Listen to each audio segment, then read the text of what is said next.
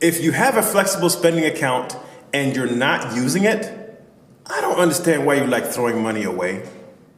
Shoot, even worse, if you don't have a flexible spending account, but it's available to you as a benefit from your employer, you are giving away tax money. As the head of a family in particular, flexible spending accounts help you with so many things, whether it's the dependent care version or the health care version. You essentially get a tax break on the money that you put into it, and what you spend out of it is tax-free. Why wouldn't you take advantage of that?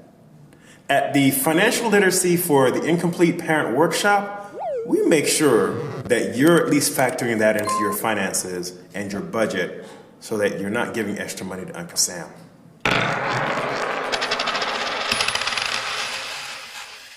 Thanks for watching. A registration link is in the video description.